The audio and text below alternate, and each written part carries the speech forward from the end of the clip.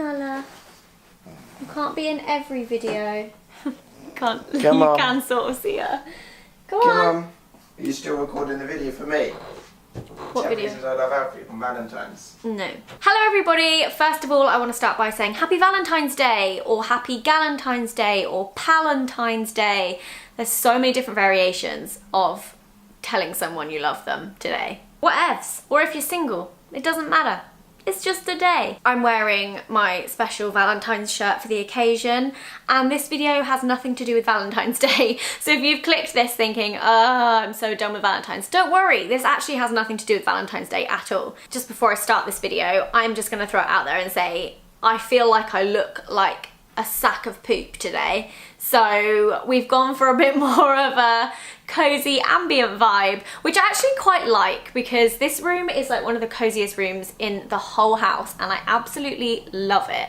So I quite like that we're channeling more of a cozy vibe, but it is also to cover up the fact that I have a chin growing on my chin. It's the biggest spot I've ever had in my entire life. If I wasn't so like frustrated about it, I would be proud of it. Quite a while back, I asked on Twitter what questions you would love me to answer that I had never answered before, or that you would love to know, and I saved them all for a special occasion. This is definitely going to be a Q&A that spans over a couple of videos, because there was so many questions that I was like, I would love to answer that, and I've never answered that. So I'm gonna start going through them. Oh, that one's cute. Alf! Yeah? Come here a sec. Do you mind just sitting in this a second? Do you know how, like, unready I am? Because it's Valentine's Day, I have just said this isn't about Valentine's Day, it's actually a Q&A, but the first question I've got on here is, when did you realise you actually loved Alfie? Oh, like, here we go. What made it click? And I was like, do you know what? It is Valentine's Day, let's answer this together. I think I realised I loved Alfie when, obviously before I moved here, because me moving was actually a really big deal. Like, I'd grown up in a tiny village. I'd never thought I would move. So obviously I realised I loved you before that, otherwise I would never have moved to Brighton. I don't know, I think just when I was always thinking about you and always wanted to talk to you. Because you had never loved anyone before, so how did you know? Alright, blooming hell, bring me in the video randomly and blooming dump me under it. I don't know. I need some time to think of this answer. I don't know, just like so used to the person being there kind of thing. Like I can't imagine living in a house without you living there. But then obviously you don't have to live with somebody to love them, so I don't know. So you basically just got used to me and thought, well, I must love her then. Oh, it's been too long now, I can't back out, I'm stuck.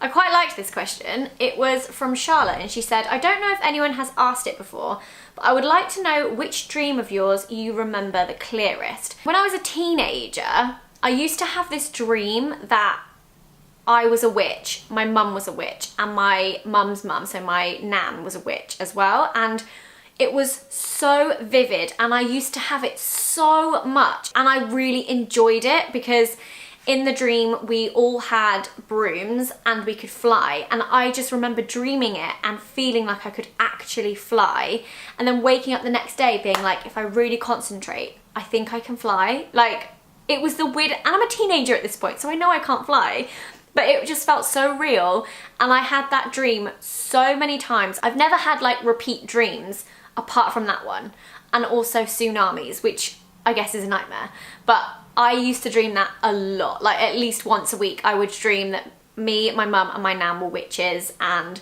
we were good witches, not bad witches, and we could fly on brooms and no one else knew, and it was like this family secret that we had, and it was just the best thing ever. Zoe Bonner said, why don't you have your own gaming channel? I actually do like gaming, maybe not kind of more of like the console sense, but I really like playing PC or Mac games. Things like Sims, I could spend hours and hours on Sims. I love watching Sims gaming and I play that with Alfie. But I did actually try and film my own gaming video and it didn't go down very well. I was trying to play Theme Hospital because it's one of my favourite games ever, and there's not very many people online that play it, and I was like, I'm gonna try. And I was gonna upload it on my second channel or Alfie's gaming channel, and I can't remember which. But when I'm actually playing the game, I'm not very good at commentating over it. So because I concentrate so much on the game, I don't actually speak. So this whole episode that I filmed, which must have been about 40 minutes long, I feel like I didn't have much kind of charisma or character, and I was like, no one's gonna watch this, and I'm not being very entertaining, and all I'm really doing is filming myself playing a game and not saying anything. So that is why I don't have a gaming channel. And I think if I was to film Sims without Alfie, he wouldn't remind me to talk. I would just get so into it. But it's good that there's two of us that film it, because he reminds me I need to actually talk. Heather said, if you could go back and change one thing that has happened to you, what would it be? I think this is quite a deep question, because even though there are certainly things in my life I've not enjoyed, or things that I sort of feel like I would do a little differently, ultimately I do believe that everything happens for a reason, and that bad things happen so good things can happen after it, and that the bad things kind of show the value of the good things. And when I think of it like that, I think I wouldn't change anything. But if we're getting like down to the nitty gritty, there are certainly things that I'm like, why didn't I do this, or why did I put up with that, or why didn't I say this? But then I'm like, if I didn't, would I be here today? Would I be sat making this video in my house in Brighton? Like, I don't know. Holly said, what is it actually like to be reported about in the news about every little thing you do? On the grand scheme of things, I don't get written about as much as, you know, actual like celebrities and people that have like interesting lives. I don't know, like if I'm being completely honest, I hate it. If we're just gonna strip this down and talk, you know, one-to-one, I really don't like it. I love being online. I love having control over everything I can post. I love you guys and everyone that watches and gets involved. And I liked that I had built my own community and we could talk about what we wanted. And I'm so fortunate in the sense that there are so many of you, and it's kind of like we created our own little, like, I don't know. I feel like YouTubers and like the online space don't see traditional media in that same way. We don't need traditional media to tell a story because we can do that ourselves.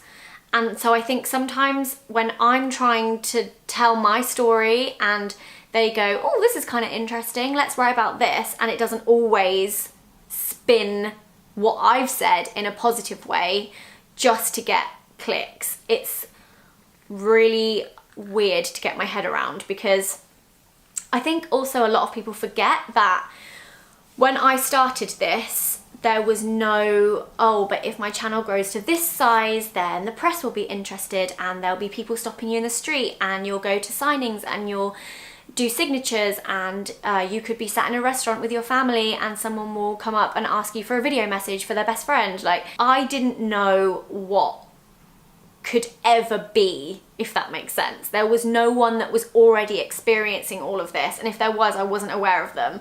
So it was all very new, and I had to learn very quickly how to kind of balance that, because ultimately all I really wanted to do was film videos for an audience of people online, and it hadn't really occurred to me that if that audience grew on a much, much larger scale, that would change the way I lived my life offline, if that makes sense. I feel like quite a lot of the time people say, you know, oh, but you know, it's just part of it, it's part of it. But when a lot of YouTubers started, it wasn't part of it. And it's something that people have had to learn to deal with and kind of learn to slot into their like everyday lives.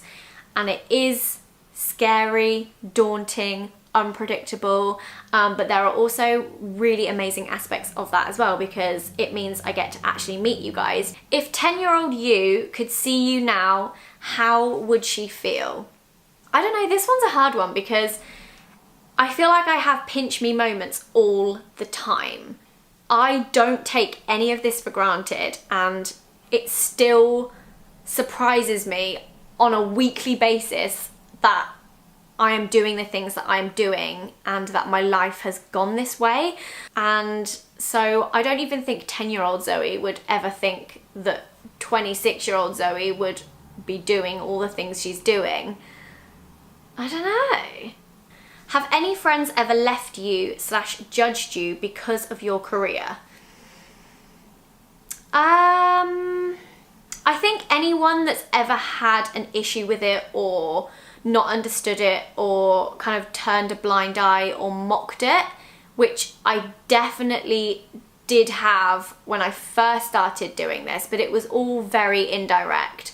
Those people weren't ever really friends, and they're not my friends now, if that makes sense. Like, they were kind of people I knew. Starting a relationship online is daunting, and because of the size of the audience, you are aware of people kind of judging your every move and kind of taking what they want from certain things, and that's just what happens.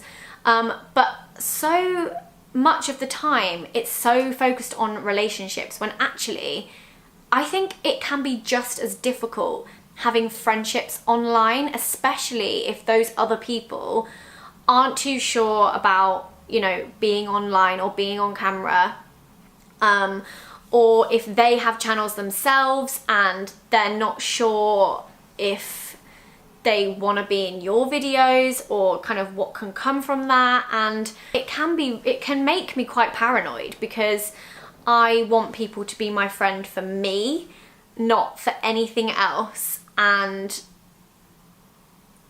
I had this like time where I was like, no one's gonna want to be my friend because they're not gonna want to be on my channel. Like, how daunting is that gonna be? Or they're not gonna want to hang out with me because they're gonna think I'm a certain way when I'm not. Or I don't know.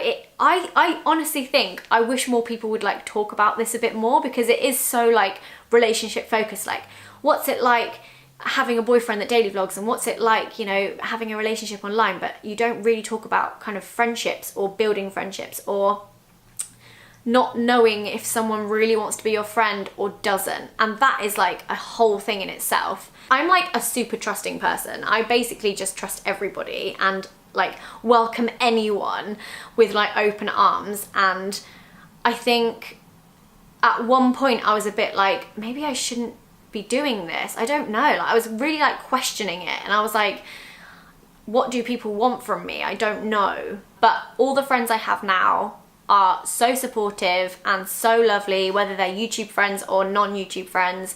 And I think some of them still find it kind of weird. Like, I was with some of my friends recently, actually I think it was like last year, and I was putting petrol in the car and someone was like screaming like Zoella, and my friend was like, I find it so weird because to me you're not Zoella, to me you're just Zoe.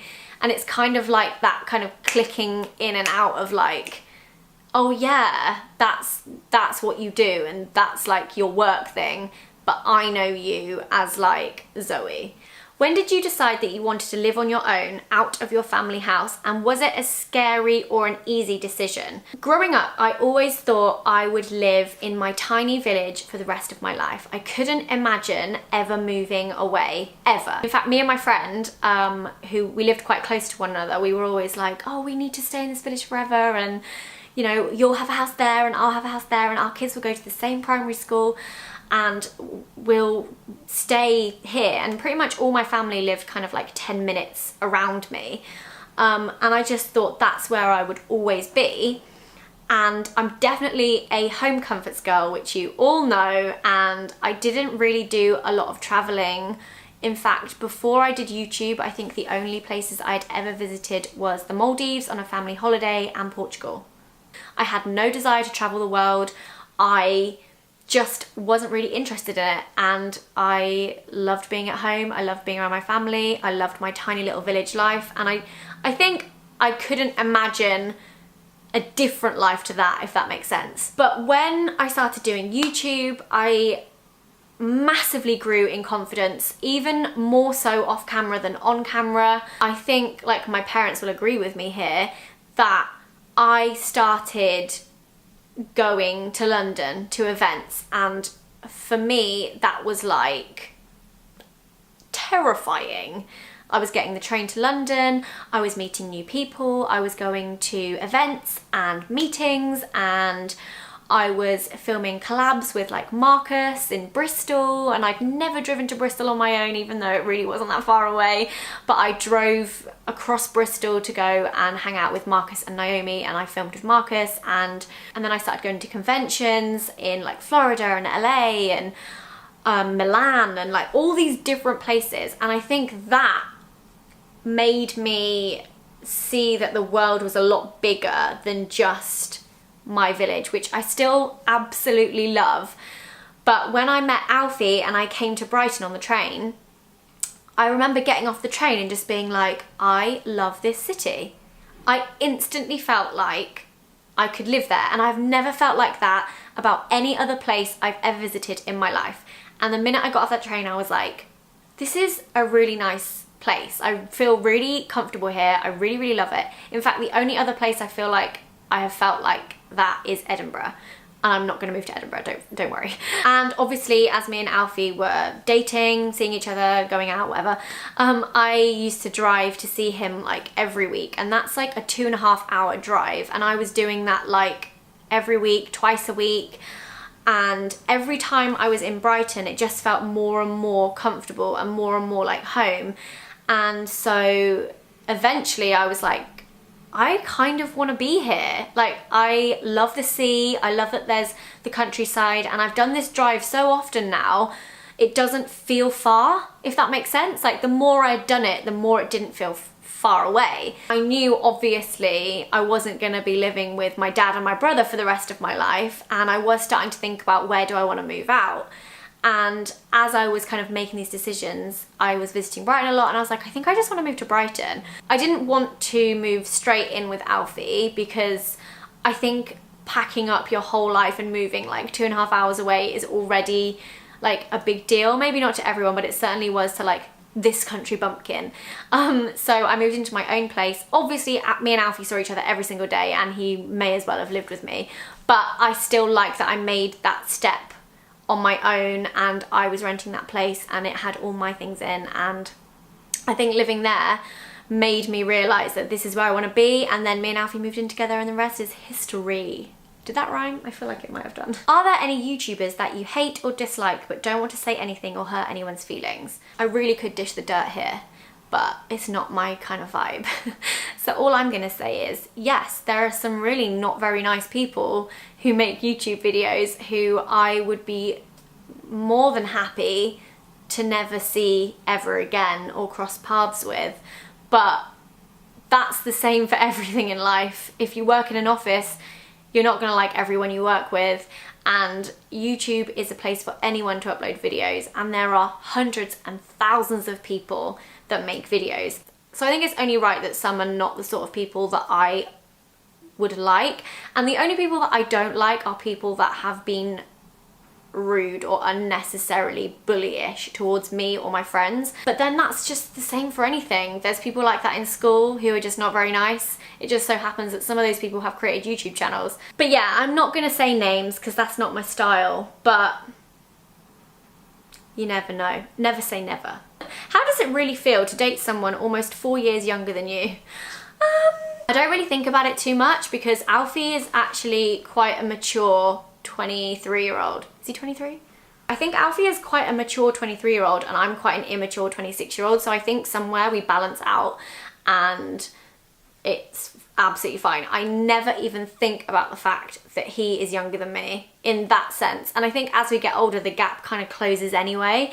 The only time it's really obvious is when I'm going, oh my god, do you remember that program? And he's like, no, I watched this, and I'm like, oh my god.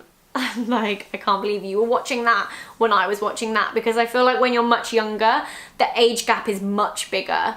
But apart from that, I don't really think about it. With your high metabolism, were you ever bullied or had hate about it? If so, how do you deal with it? I have a high metabolism too. Yes, in answer to that, I have had pretty much my whole life. I've never been bullied. I wouldn't say I've ever been bullied about it, but people make remarks even now. I don't know, I think up until the point I realized it wasn't okay and it was making me feel bad, which must have been around 18, 19, I didn't think too much about it. I just used to laugh it off. So it would be like family members or like friends or like people in school would say things like, you're so skinny, like why are you so skinny, or you should put some meat on those bones, or come on, finish up, you need to eat, you need more pies, like you name it, I've heard it. Naturally, both myself and Joe and my mum and dad are very like petite people. I wouldn't say it completely changed the way I viewed myself, because I was always quite happy with my body, and it was only when people would make the remark that I would go, oh, like, am I too skinny? Do my collarbones stick out? Like, am I too bony? I want to look how people think I should look. It wasn't even about me. It wasn't that I would look at myself and be like, I think I'm too skinny. It was that other people saying these things made me feel like I should put weight on for them. I don't know, I never had that same like view of myself that everybody else had, so I felt like I needed to please them rather than pleasing myself. I would say the only time I was very self-conscious about my body was when I got boobs and a bum, but was like so skinny. Basically, my boobs and my bum came at the same time. I've got the stretch marks to prove it, because they didn't gradually go there, they just were there. And I had reached like my peak height, but I was still really skinny.